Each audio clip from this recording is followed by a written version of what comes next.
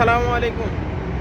আজকে আমি যারা মিডিয়ার কাজকাম করেন বা আমাদের দেশের ভাষায় যাদেরকে দালাল বলা হয় তাদের উদ্দেশ্যে একটা কথা বলতে আসছি। আপনারা দেশ থেকে এই যে মানুষগুলোকে পাঠান বিভিন্ন প্রলোভন দেখাইয়া আপনার হলো যাই এত টাকা বেতন পাবি, এত টাকা ইয়ে পাবি, দেখা গেছে এই লোকের কাজে ঠিক নাই। বিশ্বাস করেন ভাই, আপনাদেরকে এত অভিশাপ, এত গালিগালাজ সামান্য কটা টাকার জন্য হয়তো পার পার্সনে আপনারা হয়তো 50,000 টাকা খান বা 20,000 টাকা অনেক ক্ষেত্রে পানও না।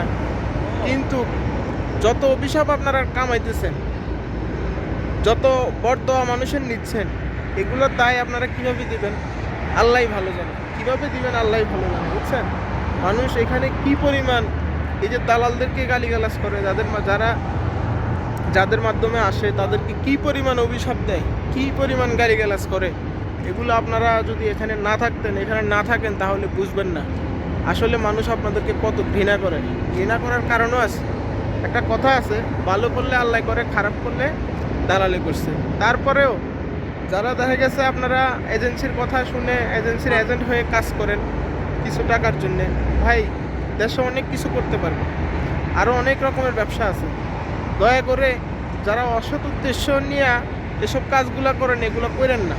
এগুলো আপনি যদি এই অভিশাপটা যদি আপনার উপর না পড়ে, আপনার পরিবারের উপরে পড়বে, পরিবারের উপর না পড়লে আপনার বাচ্চাদের উপরে পড়বে, কারো না কারো উপরে পড়বেই। মানুষ যে এত কষ্ট করে এখানে আপনাদেরকে অভিশাপগুলো দিতেছে, এই যে অভিশাপগুলো দিতেছে, এগুলোর দায় আপনারা দিতে পারবেন না।